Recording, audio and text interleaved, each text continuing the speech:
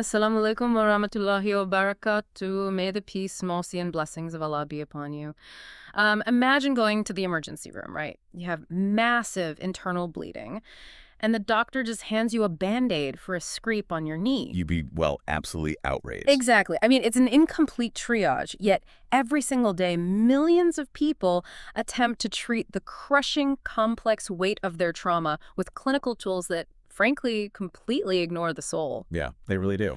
So today, we are doing a deep dive into exactly that. We're exploring a holistic framework, focusing specifically on healing broken souls, an Islamic framework for recovery from trauma. Right. And we're also going to get into practical step-by-step guidelines for trauma healing. We're looking at extensive research that takes classical Islamic theology, tafsir, authentic hadith, the wisdom of centuries-old scholars, and synthesizes it with cutting-edge modern clinical psychology and behavioral science. It is such a profound intersection. I mean, it completely reframes how we look at human suffering. How so? Well, secular psychology, for all its incredible advancements, and they are incredible, often views human consciousness through a highly reductionist lens. Right. Like just treating the mechanics. Exactly. It looks at a traumatized person and treats the symptoms. The chemical imbalances, the cognitive loops, the behavioral tics.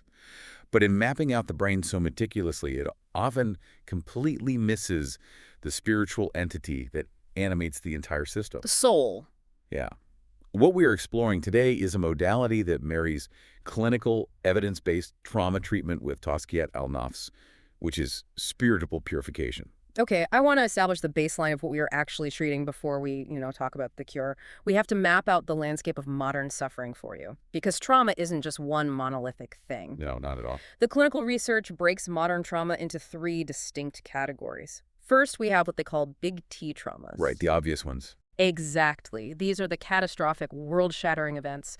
We're talking about surviving a war zone, enduring physical abuse, or the sudden, violent bereavement of a loved one. It is a sudden rupture of reality. And those are the traumas that are visible. Society recognizes big T trauma, right? They see it and they say, oh, that person has trauma. Yeah. But the second category, small T traumas, these are insidious precisely because they are often completely overlooked. What falls into that bucket? We are looking at chronic stress, emotional neglect in childhood, severe workplace toxicity, or, long-term financial ruin. Wow, okay. I think small T is where a massive portion of the population lives, actually. It's not the sudden car crash, it's the dripping faucet. That's a great way to put it. It's the daily erosion of your psychological baseline. And if big T trauma shatters the system all at once, small T trauma just slowly rusts it from the inside out over years. That is an incredibly accurate way to visualize it. And that dripping faucet, it primes the nervous system for the third category. And this is perhaps the most defining psychological crisis of our current era. Secondary traumatic stress. Yes. And that's driven almost entirely by the digital age, isn't it? Oh, absolutely. It is the psychological distress you experience from the relentless daily consumption of graphic global suffering on your screens. Right, because you're just constantly scrolling through it. Exactly. You are absorbing the pain of the world in real time. And it leads directly to profound compassion fatigue and what the clinical research terms doom spiraling. Okay, let's unpack this and look at how the Islamic intellectual tradition intercepts it.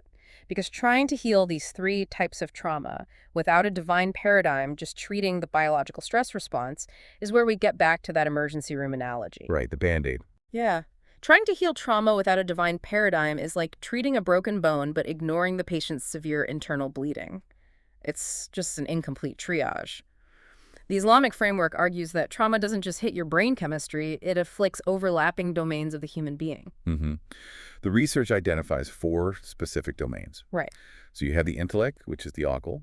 You have the behavioral self, the nafs, the spirit, the ruh, and the emotional core, the isas. They're 4 completely interconnected areas. Yes. And if you treat the akal with, say, cognitive behavioral therapy, and you treat the isas with emotional regulation techniques, but you ignore the ruh, the spirit, the healing will eventually collapse. Wow. Wait, really? It just falls apart? Yeah. The research shows that unaddressed spiritual fractures lead to severe cognitive distortions.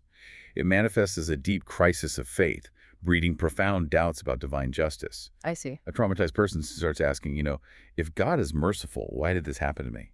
And the modern Muslim psychological framework actually maps these specific trauma types to highly specific interventions. For instance, big T trauma causes a severe, immediate disruption of the nafs. Right. It breeds sudden existential grief. So the intervention requires intensive clinical psychiatric care paired directly with spiritual stabilization and rida, which is the profound active acceptance of divine decree. Exactly. While the dripping faucet of small t trauma requires a totally different approach. Chronic stress slowly erodes what the Quran calls the qalb salim, the sound heart. Now, what happens when the heart loses that soundness? It becomes highly susceptible to shubuhat. These are deep theological and psychological doubts. So you start questioning everything. Yes. So the intervention there must shift toward cognitive restructuring, firm boundary setting, and consistent tikr, the repetitive remembrance of God, to re-anchor the heart's rhythm. I want to pause on that third bucket, the secondary traumatic stress from our digital doom spiraling. The research calls this the burden of collective ummah trauma. That is a very heavy burden to carry. It really is. You are experiencing the pain of the global community, but you are sitting in your living room thousands of miles away without any actionable recourse. Your brain is firing alarm bells, but your body can't do anything to stop the threat. And the intervention paradigm for that specific paralysis emphasizes tawakkul. This is total reliance on Allah, but I want to be clear, it is not passive. Right. It's not just sitting back. No, tawakkul must be coupled with engaging in localized, actionable altruism. The human mind simply cannot process the burden of saving the entire world. But you can feed your neighbor. Oh, I love that. Yeah, you can tutor a child in your community. Acting locally breaks the paralysis of global doom spiraling because it restores your sense of agency within the parameters God has placed you in. So we have defined the modern landscape of suffering for you, but, the Quran isn't a clinical manual with step-by-step psychological exercises. So how does the scripture actually address these complex psychological states? Well, it provides a structured framework. Exactly. We are going to walk chronologically through a divine psychotherapeutic architecture. The Quran doesn't pretend the world is a utopia. It provides a way to process adversity. Let's start with the very first intervention, which targets anticipatory anxiety and the ontological inevitability of the trial. We find this foundational premise in Surah Al-Baqarah, chapter 2, verse 155. Right. And I want to articulate the Arabic verse using phonetically spelled out Bengali pronunciation. It is, وَلَنَبْلُوَنَكُمْ بِشَيْءٍ مِّنَ الْخَوْفِ وَالْجُوعِ وَنَقْصٍ مِّنَ الْأَمْوَالِ وَالْأَنفُسِ وَالثَّمَرَاتِ وَبَشِّرِ الصَّابِرِينَ. And the English translation is, and we will surely test you with something of fear and hunger and a loss of wealth and lives and fruits, but give good tidings to the patient. We really have to look at the mechanism of what is happening here. The context addresses existential terror, physiological deprivation, and profound grief. Real, heavy, earthly struggles. Yes. Classical exegetes, the scholars who interpret the Quran, like Al-Tabari and Al-Qurtubi, emphasize that this verse serves as cognitive preparation. The Quran is establishing a baseline expectation of human suffering. So it's managing expectations. Exactly. Modern clinical scholars, when analyzing the commentary of Sayyid Abul al-Maududi, note the specific historical context. The early Medinan community was facing intense, violent persecution. They were under constant existential threat. Right. Maududi explains that this verse functioned as a psychological inoculant. A psychological inoculant. That is a brilliant mechanism. Just like a vaccine introduces a small, manageable piece of a virus to train the immune system, this verse introduces the absolute certainty of future hardship to train the psychological system. It's precisely that. It is preparing the mind so that when the shock of loss inevitably arrives, it doesn't destroy the foundational belief structure. And the life lesson here requires us to fundamentally redefine the concept of sabr. There is a widespread misconception that sabr simply means passive endurance, right? Oh, absolutely. The idea of just biting your tongue, taking the pain, and silently suffering. Yeah. Psychologically speaking, viewing sabr as passive victimhood is incredibly damaging. Modern practitioners clarify that sabr is an active, dynamic state. What does that look like in practice? It is maintaining absolute trust in the divine decree, qadar, while actively engaging in problem-solving and emotional regulation. It is the psychological fortitude to feel the excruciating pain of a laceration, to weep, to seek medical help, without ever allowing that pain to sever your tether to the divine. So you are feeling the pain, but you are not letting it redefine your reality. Exactly. Let's move from anticipatory anxiety to the trauma of an actual catastrophic event. What happens when a community experiences a post-defeat demoralization? The Quran addresses this cognitive redirection in Surah Al-Imran, chapter 3, verse 139. Yes, a very powerful verse. The phonetic Bengali pronunciation is "Wala tahinu wala tahzanu wa antum alona in kuntum mu'minin." And the English translation, "So do not weaken and do not grieve, and you will be superior if you are true believers." The historical context of this revelation is critical to understanding its clinical power.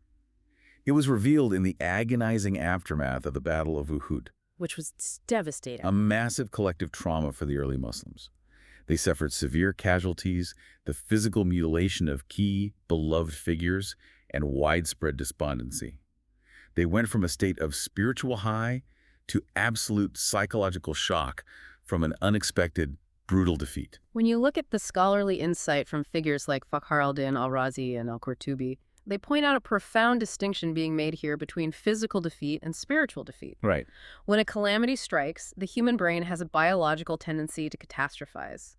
We view a localized loss like losing a job, failing an exam, or in this case, losing a battle as an absolute permanent endpoint. Yes, the mind just spirals. Exactly. Modern scholars like Abu Ammar Yasir Qadi look at this verse as a direct clinical intervention against that absolute despair. Because the divine imperative, do not weaken and do not grieve, is not a command to suppress natural human sadness. The grief of losing a loved one is biological. Right, you can't just turn it off. No, rather, it is a command to halt the cognitive distortion of permanent despair.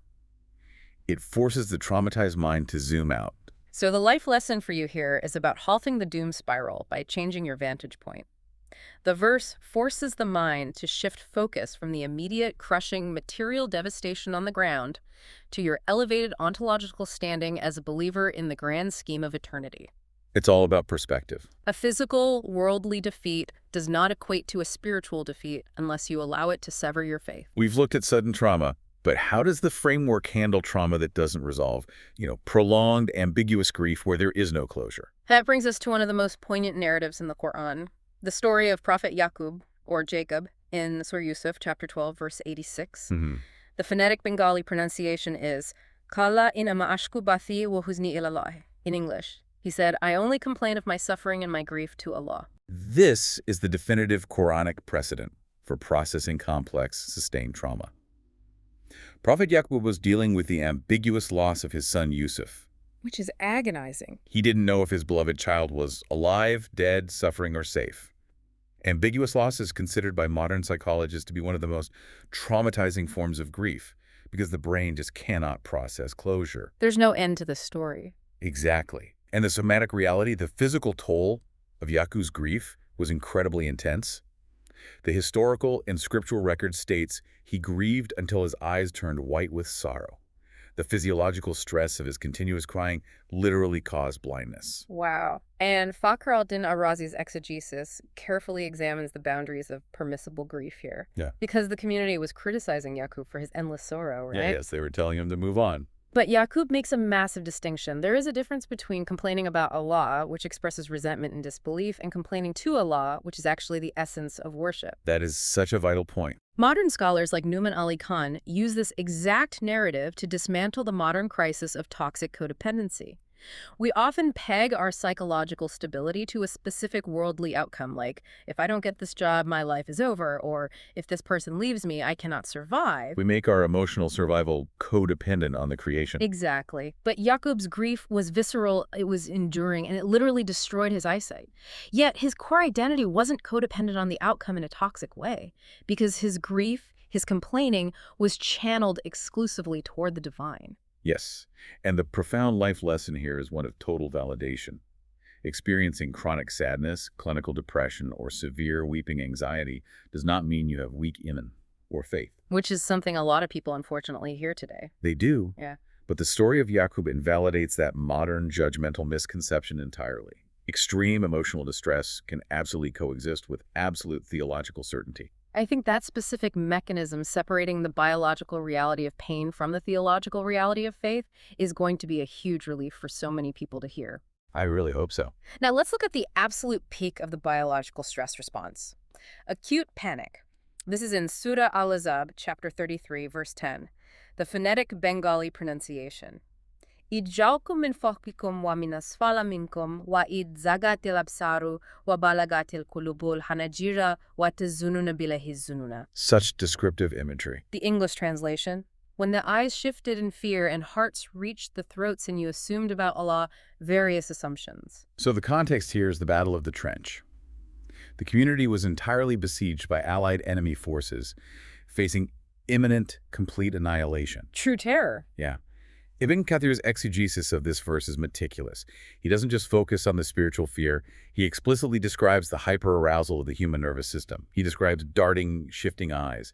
He describes the acute, suffocating anxiety where the heart feels like it is physically trapped in the throat. It is literally describing the fight, flight, or freeze biological stress response centuries before modern neurobiology mapped the sympathetic nervous system. It is remarkable, and the life lesson derived from this verse is the normalization of panic. The Quran is acknowledging that when the human nervous system is completely overwhelmed by absolute terror, the brain's executive functioning just shuts down. Right. The amygdala takes over. And in that state of neurological hijack, even the most devout, steadfast believers will experience intrusive, terrifying thoughts. They will have fleeting theological doubts, what the verse calls assumptions about Allah. And realizing that is so important. Normalizing this involuntary biological reaction is critical in modern trauma therapy. It removes the secondary shame that trauma survivors feel when they experience physiological panic or intrusive thoughts during a crisis. The panic isn't a sin, it's biology. Okay, so we've looked at anxiety, grief, and panic. Finally, let's explore the mechanism of recovery, what they call the Duha approach to post-traumatic growth. This pairs two highly connected surahs. Ad-Duha, chapter 93, verses 111, and Al-Shar, chapter 94, verses 1 to 8. Beautiful surahs. I'll provide the phonetic Bengali pronunciation for the opening verses of both to capture the essence. For Ad-Duha, Waduha walaili itasaja, mawada'aka rabbuka wa makwala. And for Al-Shar, Alam nashra laka sadrak. Alam nashra laka sadrak. Fa inna ma'al usri yusra. The English meaning begins with, by the morning brightness, and by the night when it covers with darkness. Your Lord has not taken leave of you, O Muhammad, nor has he detested you. And then transitioning into Al-Shar. Did we not expand for you, O Muhammad, your breast? For indeed with hardship will be ease. So the historical context here is intense psychological isolation. Divine revelation had paused for an extended period. The Prophet Muhammad, peace be upon him, was experiencing acute psychological distress. He really felt abandoned. He did. He was being taunted by opponents who said his God had left him. In this vacuum of silence, he started harboring the cognitive distortion that Allah was fundamentally displeased with him.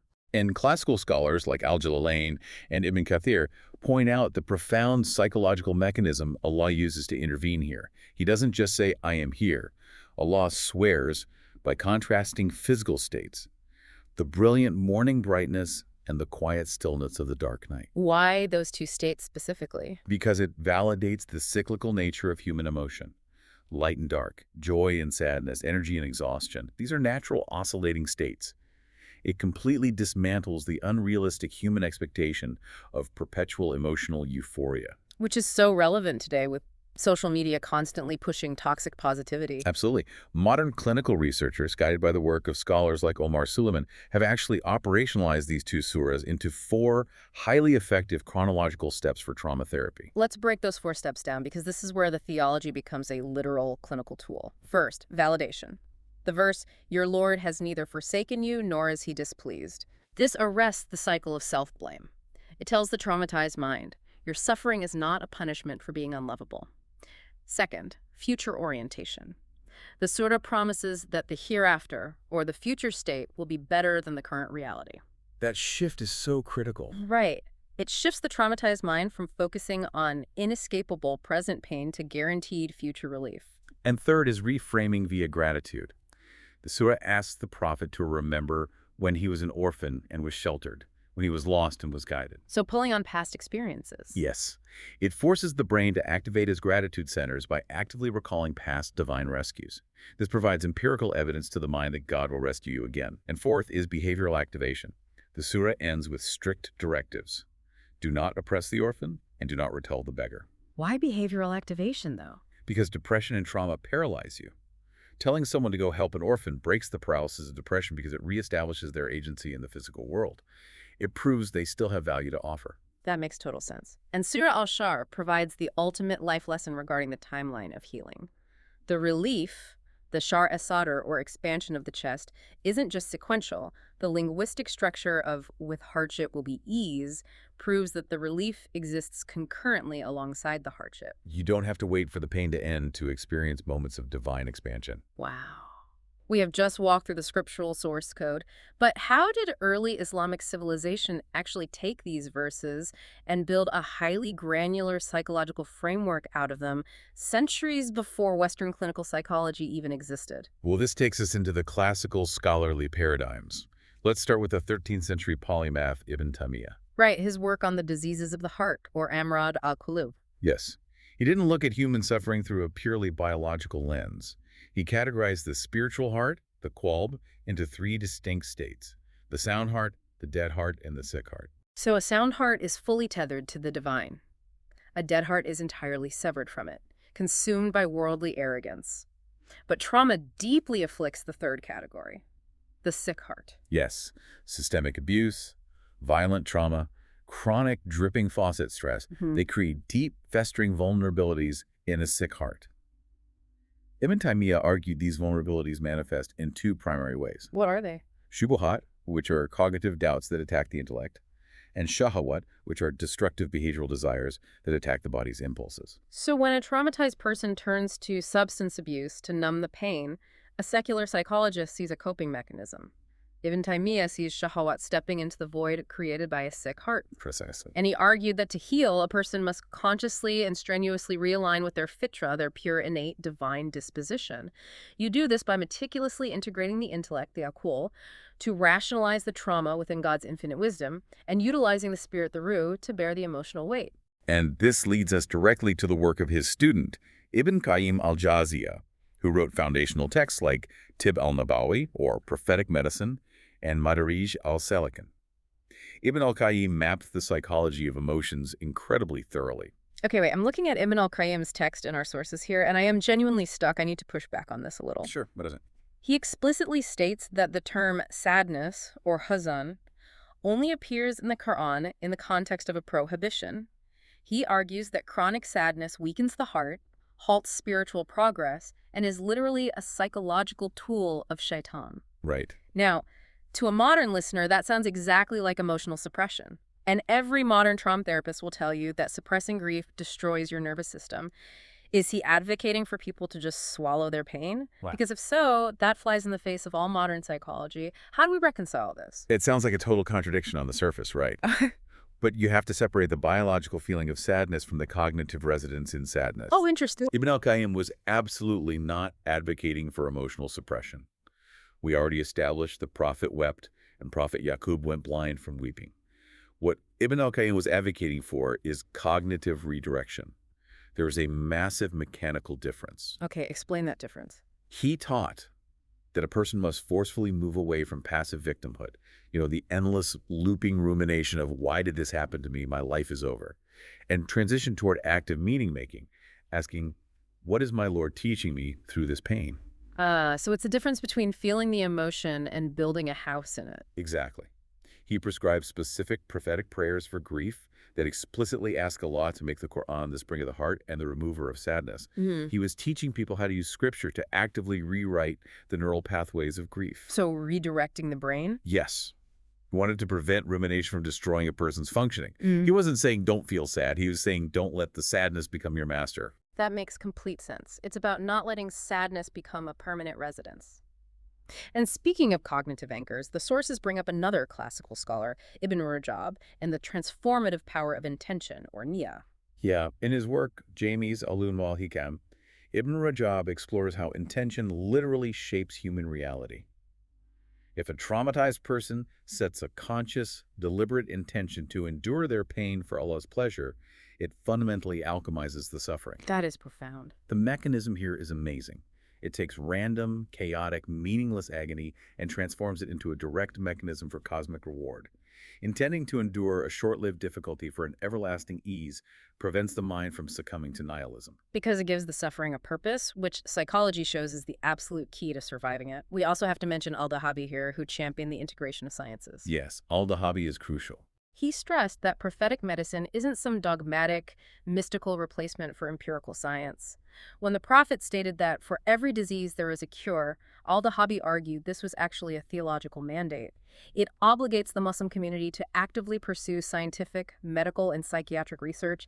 It is the absolute opposite of fatalism. And that theological mandate to pursue the cure is exactly what is driving the modern modalities we see today. Right. Contemporary pioneers are taking Ibn Taymiyyah's concepts of the heart and al-Dahabi's mandate for science and operationalizing them into actual clinical practice. So let's talk about those. The first modern modality detailed in our sources is traditional Islamically integrated psychotherapy, or TIIP.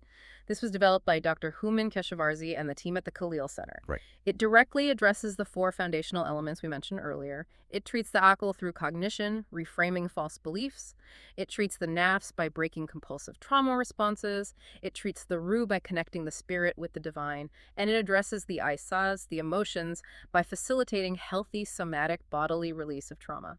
And the mechanics of TIP are driven by four overarching psychotherapeutic goals.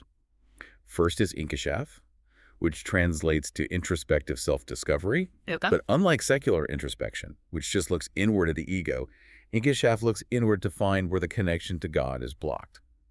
Second is inqiyad, which is submission to divine principles, aligning your behavioral recovery with Islamic ethics. That's a huge shift in approach. It is. Third is I-title, achieving equilibrium across all domains of your life so you aren't overcompensating in one area. And finally, Ittihad, the holistic integration of the fragmented self. So they use standard tools but change the framework. Exactly. TIP takes standard trauma-informed care, like somatic experiencing or cognitive behavioral therapy, and embeds them deeply within Islamic principles like tawakkul and istighfar, seeking forgiveness to alleviate irrational survivor's guilt. Then we have the HOME method, founded by Dr. Marwa Assar. HOME stands for heart over mind and ego. This method places the spiritual heart, the qalb, as the absolute sovereign leader over the biological system. The research notes this is highly effective for relational trauma and codependency. It is, because trauma often causes individuals to attach their entire self-worth to their abusers or to external societal expectations. The HOME method cultivates what she calls a heart set, rather than just a mindset. A heart set. Let's visualize how this works for a second. It's like plugging your phone into a dead outlet. If your self-worth, your battery, is plugged into your abuser or your job title or your bank account, you will never recharge. Right, the power source is dead. The HOME method is fundamentally about changing the power source. It teaches individuation by grounding a person's identity exclusively in the Creator, specifically invoking the divine name Al-Wadud, the most loving. True emotional freedom only happens when the heart unplugs from the creation and plugs securely into the Creator. That analogy perfectly captures the mechanism of individuation. And finally, in terms of modern modalities, we have the Meristan revival led by Dr. Rania Awad at Stanford. This has such a rich historical context. Centuries before the West developed humane psychiatric care when people in Europe with mental illnesses were literally being chained in asylums. Islamic civilization built sprawling Meristans, Which were phenomenal institutions. They were holistic healing centers designed to treat mental illness entirely free of stigma. They featured flowing water, botanical gardens, and abundant light. Classical scholars didn't view psychological distress as a moral failure or demonic possession. They saw it as a medical reality and an obligation for society to provide care. And Dr. Awad is reviving this historical model today by building modern outpatient centers that blend cutting-edge clinical psychiatry with the tranquility of spiritual sanctuaries. So we have the theory, the scripture, and the clinical models. But healing doesn't just happen in a therapist's office. How do you operationalize this in your day-to-day life? That's the practical part we need to hit. Let's look at practical, step-by-step guidelines for trauma healing across 4 different spheres of life. We have to start with the primary incubator of both trauma and healing, the family unit. Step 1 within the family is validating emotions without theological judgment. As we discussed, the prophet, peace be upon him, wept publicly when his infant son Ibrahim died. He modeled that expressions of grief are normal biological responses, not indicators of failed faith. Which is so important for parents to realize. Yes, families must never weaponize religion to silence a grieving member. Saying, if you had more faith, you wouldn't be crying is a profound violation of the prophetic model. Step 2 is eliminating toxic codependency and generational trauma via husn al-tan, which means holding good assumptions. This means moving away from rigid, shame-based discipline and paranoia and moving toward emotional regulation and trusting the fundamental goodness in your children and spouses. And step 3 is implementing the duha household routine. Based on the suttas we discussed earlier. Exactly. This means creating structural predictability in the home through daily gratitude reflections, actively naming what you are thankful for, and engaging in collective altruism as a family, volunteering together to build post-traumatic growth. Moving to the second sphere, among friends and peer networks. This is about breaking the isolation of trauma. Step 1 here is absolutely critical. We must eradicate the spiritual bypass. Oh, this is a big one. Give me an ELI 5. Explain like I'm 5. What exactly does a spiritual bypass sound like in a casual conversation? Okay, imagine your friend just lost their job, their marriage is falling apart, and they are in deep clinical distress. They come to you crying. A spiritual bypass is when you respond by using religious platitudes to shut down the uncomfortable conversation. You say things like, just pray more, or everything happens for a reason, or just have more saber. It is using theology to gaslight a victim and avoid facing their difficult clinical realities. That's terrible. It dismisses their complex trauma and makes them feel guilty for hurting. Friends must offer empathetic, silent listening without rushing to fix the pain with a verse taken out of context. That is such a vital distinction. Once that pain is validated, step 2 is gentle cognitive redirection. The source is, quote, Yasir Qadi advising peers to lovingly, carefully remind each other that calamities elevate spiritual rank. But only after the tears have been wiped. Right. It helps find meaning in the suffering. And step 3 is acting as a bridge to clinical care. Friends need to destigmatize getting professional help, like referring a struggling peer to a type-certified therapist instead of just telling them to pray harder. The third sphere is the workplace. This is where the dripping faucet, those small T traumas and burnout, happen constantly. Yeah, pretty much every day for some people. Step 1 is establishing boundaries through I-title, or equilibrium. Nouman Ali Khan points out that modern capitalist culture pegs our entire self-worth to career metrics. Detaching your core identity from your occupational output is a vital, protective psychological measure. You are not your job title. Step 2 in the workplace is the concept of action before emotion paired with tawakkul.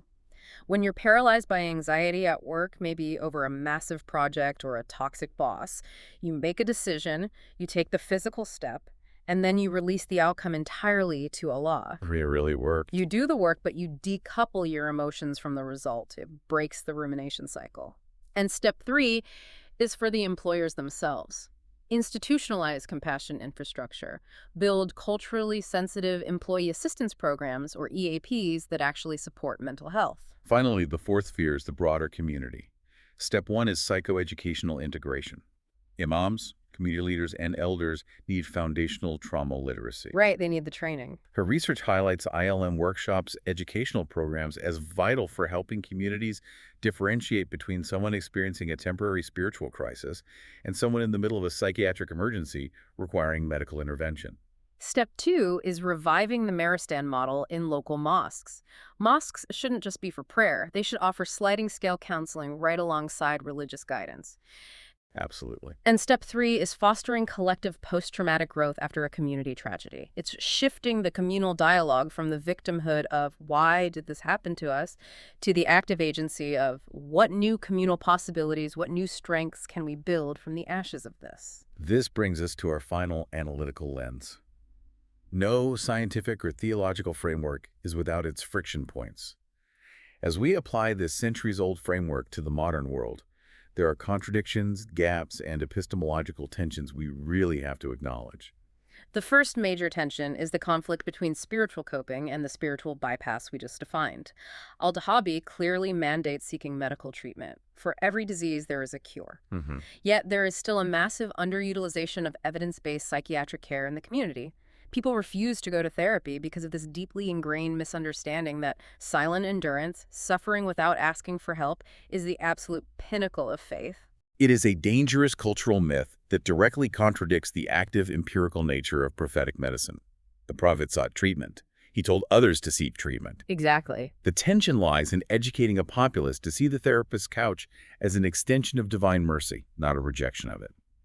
The second major tension revolves around the pathologization of sadness, or whose. Right. Let's revisit that puzzle we unpacked with Ibn al-Qayyim. Modern trauma-informed care, specifically robust frameworks like the Yaqeen Institutes, states explicitly that grief and sadness are biologically necessary, unavoidable stages of processing trauma. Right. You cannot heal if you do not grieve. How do modern practitioners actually solve this puzzle in a clinical setting without contradicting the classical texts? Well, Dr. Houman Keshavarzi successfully reconciles this tension in the clinical literature by distinguishing between two vastly different states of being. There is the prophetic state of contemplative sadness. This is a soft, empathetic sorrow. It keeps a person mindful of their fragile humanity, it keeps their ego in check, and it keeps them tethered to the hereafter. It is incredibly healthy and creates deep empathy for others. It keeps the heart soft. Yes. But then there is debilitating, chronic despair. This is the cognitive distortion that halts all worldly functioning and spiritual hope. It is the darkness that convinces you God hates you. And that's what we want to avoid. Ibn al-Qayyim was warning strictly against the latter, not the former. Modern practitioners must clarify this distinction so we do not pathologize natural grief, Right. just so we don't accidentally shame people who are in the acute weeping phases of a normal traumatic response. The final gap the research identifies is empirical. It's the lack of standardized empirical implementation. While TIP and the HOME method are philosophically groundbreaking and deeply resonant for Muslims, there's a pressing need for large-scale randomized controlled trials, or RCTs. Exactly. We really need that data. Just to ground this for you, an RCT is the absolute gold standard in medical science. It's the rigorous testing that proves the therapy actually works beyond just the placebo effect. Right. So the gap here is that we know this Islamically integrated framework works philosophically. We see it working anecdotally in clinics. But we need the hard, massive data sets to prove its efficacy against secular cognitive behavioral therapy in the global clinical literature. This is the frontier for the next generation of researchers and psychologists, integrating the soul back into the science and proving it with empirical rigor. This has been a profound journey through the architecture of human resilience. We started by looking at a broken bone versus a broken soul. We saw that you cannot simply treat the cognitive symptoms of trauma while ignoring the spiritual bleeding. Yeah. We walked through the chronological divine interventions in the Quran, from the psychological inoculant of anticipatory anxiety, to the validation of Prophet Yaqub's blinding grief, to the behavioral activation of the duha approach. We examined how classical scholars map the sick heart and how modern pioneers are building therapies that change the power source of our identities. We really covered so much ground today. We did. But if we connect all of this to the bigger picture, it raises an important final question for you to mull over long after this deep dive ends. Consider the sheer scale of the modern global epidemic of anxiety, depression, and trauma. It's massive. What if this epidemic isn't just a sign that our secular psychological coping mechanisms are failing us? What if this is a blaring indicator that we have fundamentally misplaced our ontological anchor? What if true, lasting healing requires us not merely to analyze the synapses of the mind, but to actively, consciously relocate the soul back to its divine origin? Jazakallahu khair. May Allah reward you with goodness for spending your valuable time listening to us. Stay connected with us. Become a part of our growing family on this sacred journey of Islamic knowledge. Please subscribe to the channel and click the bell icon to receive updates. Your support helps us spread this message of peace and beauty far and wide. May Allah the Almighty grant us all the ability to remain steadfast on the path of truth, increase our knowledge, and accept our humble efforts. May the message of peace, tolerance, and harmony of Islam reach every heart. Ameen.